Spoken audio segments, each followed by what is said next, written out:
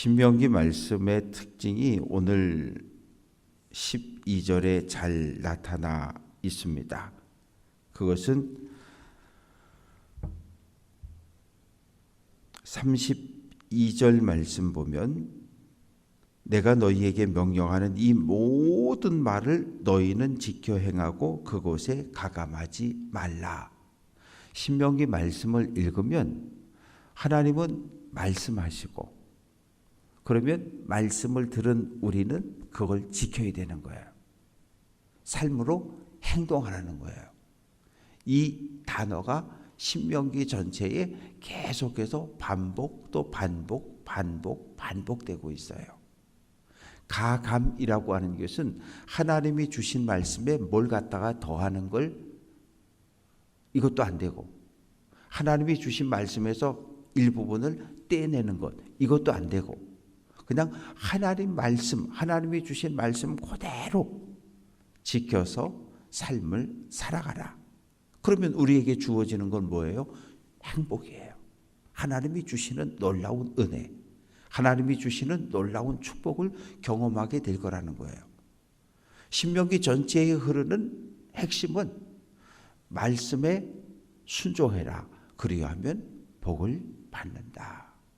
그럼 반대로 말씀에 순종하지 않고 내 생각대로, 내 뜻대로, 내 계획대로 살면 어떻게 된다고요? 하나님하고 관계없는 삶이에요.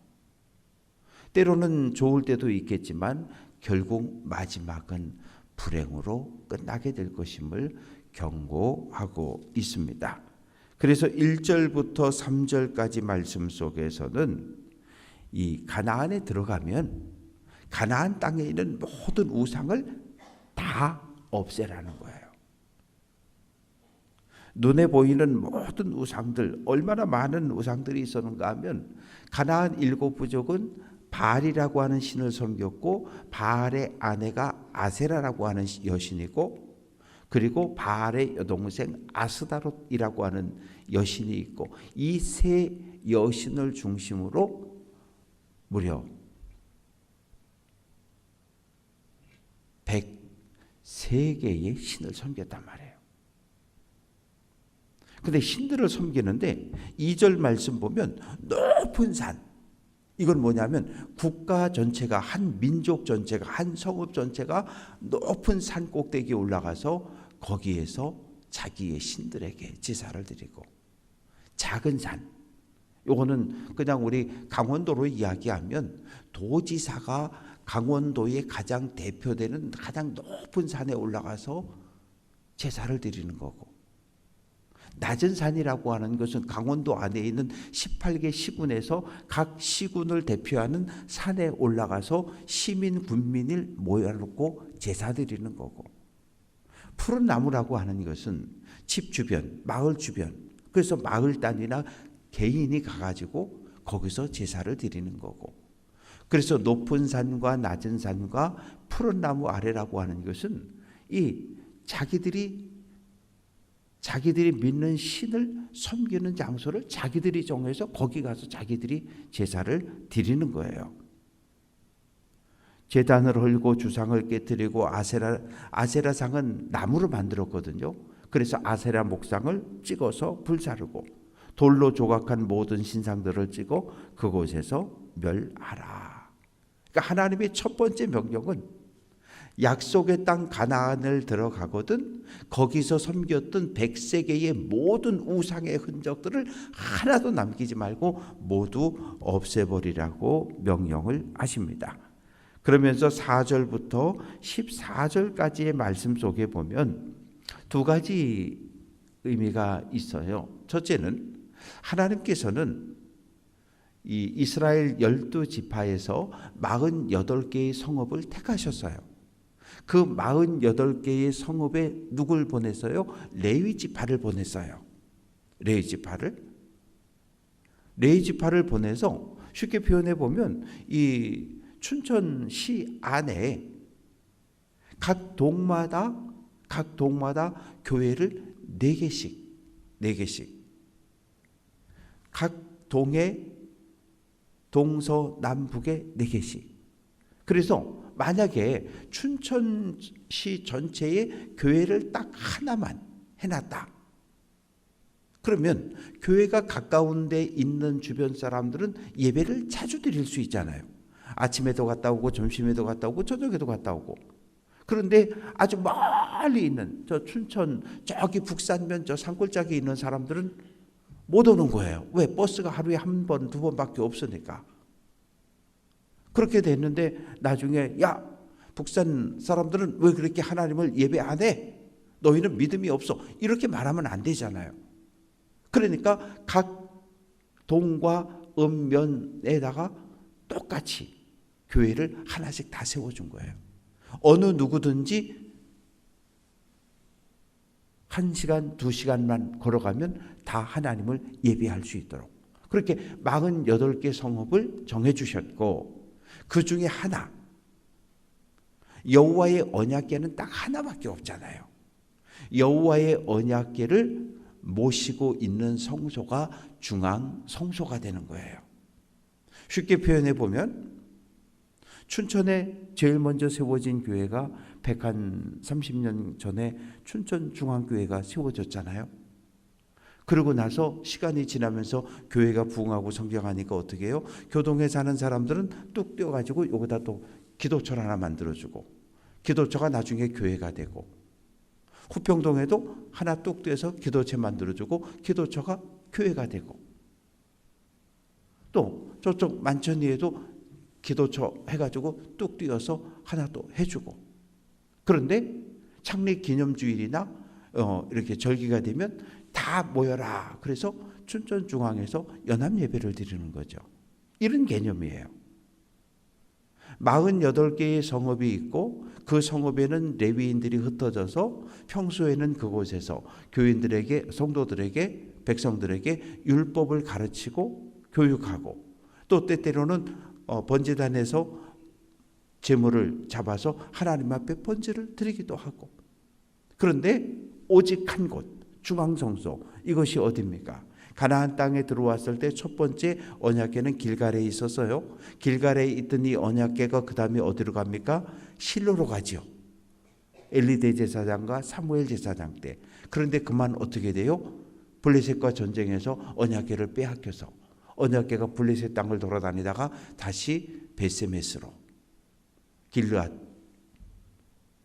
여아림으로 왔다가 다윗이 왕이 된 다음에 언약궤가 어디 있지? 찾아보니까 길앗 여아림에 있어서 거기에서 어디로? 다윗성으로 모셔왔고, 다윗이 죽고 솔로몬이 예루살렘 성전을 건축하고, 그리고 모든 예배가 어디로? 예루살렘으로 집결하게 되는 거예요. 오늘 그 이야기가 4절부터 14절까지 말씀 속에 기록이 되어져 있습니다. 그러면서 12절 말씀 보면 8절 말씀 보면 우리가 오늘 여기에서는 각기 소견대로 하였거니와 너희가 거기에서는 그렇게 하지 말아라. 자기 소견대로.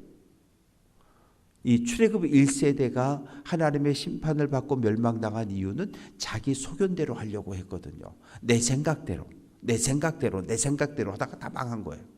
너희는 가나안 땅, 약속의 땅에 들어가면 그렇게 하지 말라는 거예요. 철저하게 하나님의 말씀, 율법을 지켜 행해서 제사를 드리고. 12절, 너희는 너희의 자녀와, 자녀는 누구의? 다음 세대예요. 내가 이 세상을 떠나면 내 뒤를 이어서 하나님을 예배할 다음 세대와, 노비는 누구예요? 종이잖아요. 아래 것들이잖아요. 그리고 내 성중에 있는 레위인과 함께 즐거워하라는 거예요. 예배를 드리고 나면 온 가족이 하나님 앞에서 함께 식사를 하고 기쁨의 교제를 나누고, 그럴 때에 종이나 노예를 버리지 말고 다 데려다가 밥 먹이고, 레위인들은 땅을 기업으로 받지 못했으니까 레위인들을 꼭 데려다가 레위인들에게 식사 대접하고 생활할 것을 나누어 주라는 거예요. 왜? 레위인들이 없으면 제사는 멈추는 거예요. 레위인들이 없으면 믿음의 길을 걸어갈 수 없는 거예요. 레위인들이 없으면 율법을 가르쳐 줄 사람이 없는 거예요. 그러니 너희는 땅을 기업으로 받아서 농사도 짓고 과수원도 있고 가축도 기르고 다 하지만 레위인들은 분깃을 받지 못했고 하나님께서 내가 레위인의 분깃이다 선언하셨기 때문에 예배 하나님을 향한 제사를 드리는 일로 헌신하는 사람들이니까 음식을 먹고 마시고 나눌 때에 레위인들을 꼭 참여시킬 것을 명령을 합니다. 이제 15절부터 말씀은 어떤 이야기인가 하면 15절부터 28절까지 말씀 속에는 하나님 앞에 그 번제를 드린다든지 화목제를 드린다든지 속죄제를 드린다든지 제사를 드릴 때 말고 일상의 생활 속에서 고기를 먹고 싶을 때가 있잖아요. 고기를 먹고 싶을 때 그럴 때 고기를 가축을 도살하는 방법에 대해서 이야기를 하고 있습니다. 15절 말씀 보면 내 하나님 여호와께서 내게 주신 복을 따라 각 성에서 이렇게 땅을 나누어 분깃을 받고 너희들이 생활할 때에 내 마음에 원하는 대로 가축을 잡아 그 고기를 먹을 수 있다. 그러니까 하나님 앞에 제사 드리고 난 후에만 먹는 것이 아니라 일상의 생활 속에서도 먹을 수 있다는 거예요. 우리가 예배 드리고 식당에 내려가서 애찬을 나누잖아요. 애찬을 나누면 제육볶음도 나오고 뭐 여러 가지 이 고기 요리를 해서 먹잖아요. 예배와 식사가 하나로 한 공간에서 이루어지잖아요. 그런데 집에 갔어요. 집에 갔는데 요새 좀 몸이 좀 그렇다고 고기 좀 먹었으면 좋겠다고. 그럼 우리는 마트에 가서 얼마든지 고기를 사다 먹을 수 있잖아요. 지금 그 이야기 하는 거예요. 예배 때가 아니라 일상의 삶에서 고기를 먹고 싶을 때 어떻게 하느냐. 고기를 도살해서 먹으라는 거예요. 부정한 사람도 먹을 수 있고 정결한 사람도 먹을 수 있고. 왜? 제사를 드릴 때는 정결한 사람이 정결한 제물만 하나님 앞에 드릴 수 있지만 그냥 일상의 삶에서는 노루도 잡아먹어, 야생 노루도 잡아먹을 수 있고 사슴도 잡아먹을 수 있고 그냥 먹으라는 거예요. 노루나 사슴은 부정한 짐승이기 때문에 하나님 앞에 제물로는 드려질 수 없어요. 그러나 일상의 삶에서는 먹을 수 있다는 거예요. 그런데 16절 오직 그 피는 먹지 말고 물같이 땅에 쏟으라는 거예요. 왜? 피는 생명이니까. 생명의 주권자는 누구예요? 하나님이니까. 사람의 피나 사람이 짐승의 피나 가축의 피를 함부로 할 수 없다는 거. 왜? 사람이나 가축이나 그 생명의 주권자는 하나님이기 때문에 땅의 주인이신 하나님께로 돌려보내라는 거예요. 그래서 제단에서 하나님 앞에 제물을 드릴 때도 그 피는 제단과 제단 아래 땅에다 쏟아서 땅으로 돌려보내는 거잖아요. 왜? 생명의 주권자가 하나님이니까. 사람은 어떤 경우에도 사람을 죽여 피를 흘려도 안 되고 가축을 도살한 다음에 그 피를 함부로 훼손해서도 안 된다는 거예요. 반드시 하나님께 돌려보내고, 그리고 18절 말씀 보면 먹을 때는 자녀들, 가족들, 노비들, 레위인들 다 함께 식사를 해야 할 것을 명령하고 있습니다. 그래서 23절에서 다시 한번 경고합니다. 다만 크게 삼가서 그 피는 먹지 말라. 피는 그 생명인즉 내가 그 생명을 고기와 함께 먹을 수 없다. 피를 땅의 주인이신 하나님께로, 생명의 주인이신 하나님께로 돌려보낼 것을 명령합니다. 28절 내가 네게 명령하는 이 모든 말을 너는 듣고 지켜라. 그리하면 너와 내 후손에게 영원한 복이 있다고 약속을 하십니다. 이제 29절부터 마지막 절까지 말씀 속에서 다시 한번 이방인의 우상을 섬기는 그런 제사법을 배우지 말라고 경고하고 있습니다. 너희가 약속의 땅에 들어가거든 30절 너는 스스로 삼가서 내 앞에서 멸망한 그들의 자취를 밟아 올무에 걸리지 말라. 또 그들의 신을 탐구하여 이르기를 이 민족들은 그 신들을 어떻게 섬겼는고 나도 그와 같이 하겠다 하지 말라. 이게 무슨 이야기예요? 가나안 땅에 들어가서 모든 우상의 흔적들을 다 없앴어요. 눈에 보이는 우상은 다 없어졌어요. 그러면 우상 숭배가 끝난 걸까요? 아니요. 가나안의 7부족의 지도 세력은 다 교체가 되었지만 가나안 7부족 중에 일상적으로 농사짓고 살던 사람들, 이런 사람들은 남아있단 말이에요. 그들은 여전히 뭘 가지고 있어요? 우상을 섬겼던 그 습관들을 가지고 있어요. 자연스러운 거예요. 왜? 우리 조상들이 예전에 보면 이 달빛이 잘 비치는 장독대 위에다가 정한수 띄워놓고 우리 아들 과거 시험 보러 갔는데 급제하게 달라고 빌었잖아요. 이런 모습이 오늘 우리 민족의 이 문화 속에 계속 흘러져서 오늘 우리에게까지 와 있는 거예요. 우리가 하나님 앞에 나와서 기도하잖아요. 하나님, 우리 자녀들을 위해서 기도합니다. 우리 손주를 위해서 기도합니다. 우리 딸을, 우리 아들을 위해서 기도합니다. 하나님, 우리 자녀들에게 복을 달라고.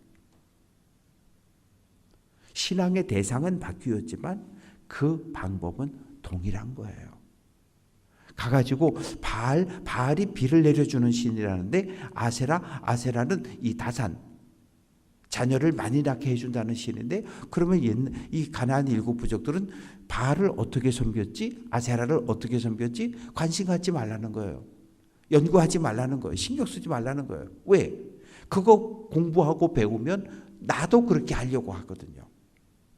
그러니까 하나님은 아예 눈에 보이는 모든 것들을 다 없애버리고, 그리고 눈에 보이지 않게 계속해서 문화적으로 관습적으로 흘러져 내려오는 이 모든 것까지 배우지 말라는 거예요. 그럼 어떻게 해요? 오직 하나님께서 모세를 통해 주신 율법을 따라서 하나님을 예배하고 하나님을 제사해야지, 이방인들이 가나안 7부족이 103개의 신을 섬겼던 그 방법으로 하나님을 섬기려고 하지 말라는 거예요. 예수 믿기 이전에 절에 다녔든지 무당을 찾아다녔든지 귀신을 섬겼든지 다 상관없다는 거예요. 교회에 들어와서 세례받는 그 순간 그 모든 것을 끊으라는 거예요. 왜? 세례의 약속이 무엇입니까? 하나님만 내 인생의 주인으로, 하나님만 내 인생의 왕으로 섬길 것을 약속한 것이 세례니까, 세례 받았으면 이제 하나님의 거룩한 백성으로 말씀을 지켜 거룩한 삶을 살아가라는 거예요. 그래서 예수 믿기 이전, 교회 다니기 이전에 어떠한 삶을 살았든 상관없는 거예요. 왜? 예수 믿고 예수를 그리스도로 고백하고 세례받는 그 순간 우리는 지금부터는 하나님의 백성으로 거룩한 삶을 살겠다고 결단했으면 하나님 말씀을 지켜 살면 뭐가? 하늘의 신령한 은혜가 땅에 기름지고 풍성한 복이, 믿음의 길을 끝까지 힘차게 달리면 하나님의 나라가 우리에게 열려진다는 거예요.